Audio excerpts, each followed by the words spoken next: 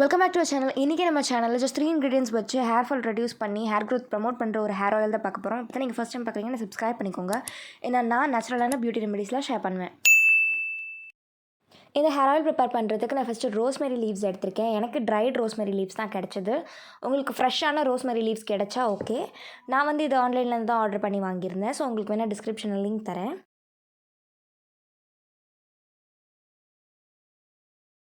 Second இன்க்ரீடியண்ட்டாக நான் செம்பருத்தி பூ எடுத்திருக்கேன். ஒரு 3 பூ எடுத்திருக்கேன். தேர்ட் இன்க்ரீடியண்ட்டாக நான் வந்து கிராம்பு எடுத்திருக்கேன். ஒரு 4 கிராம்பு எடுத்திருக்கேன். இந்த கிராம்பு வந்து பார்த்திங்கன்னா நம்ம ஹேர் க்ரோத்தை சூப்பராக ப்ரமோட் பண்ணும். நெக்ஸ்ட் வந்து பார்த்திங்கன்னா நான் வந்து செக்கில் ஆட்டின சுத்தமான தேங்காய் எண்ணெய் எடுத்திருக்கேன். இந்த தேங்காய் எண்ணெய் ரொம்ப பியூராக இருக்கணும். ஸோ அது மாதிரி பார்த்துக்கோங்க.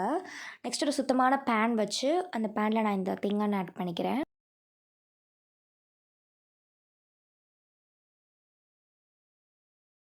இந்த ஹோல் ஹேர் ஆயில் ப்ராசஸ்மே வந்து பார்த்திங்கன்னா நம்ம லோவர் சிம்மில் தான் வச்சு செய்ய போகிறோம். ஹை ஃப்ளேமில் வைக்கக்கூடாது. இந்த தேங்காய் எண்ணெய் பபிள்ஸ் ஃபார்ம் ஆகிற வரைக்கும் வெயிட் பண்ணணும். பபிள்ஸ் ஃபார்ம் ஆனதுக்கப்புறமா நம்ம வந்துட்டு ரோஸ்மெரி ஆட் பண்ணிடலாம்.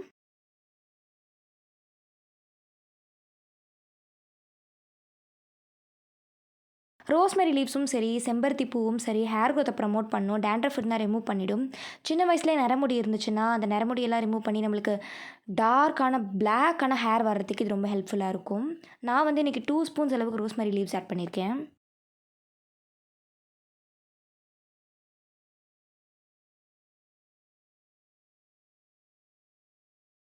நெக்ஸ்ட் வந்து பார்த்திங்கன்னா அந்த செம்பருத்தி பூவையும் நான் இது கூட ஆட் பண்ணிட்டேன்.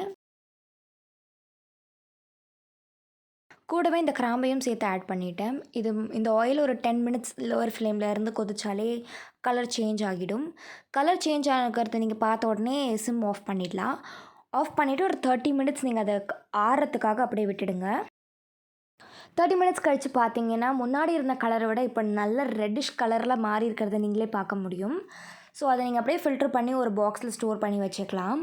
இந்த ஆயில் 2 மந்த்ஸ் ஆனால் கூட கெட்டு போகாமல் இருக்கும்.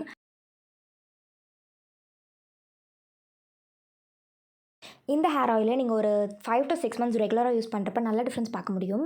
உங்கள் ஹேர் நல்லா திக்காக கருப்பாக வளர்றதை நீங்களே பார்க்க முடியும். ஸோ அதை நீங்கள் யூஸ் பண்ணி பார்த்துட்டு எப்படி இருக்குன்னு கமெண்ட் செக்ஷன் வந்து சொல்லுங்கள். நான் எப்போவுமே உங்களுக்கு பெஸ்ட்டான வீடியோஸ் தான் கொடுக்கணும்னு நினைக்கிறேன். ஸோ அதனால் சப்ஸ்கிரைப் பண்ணிக்கோங்க.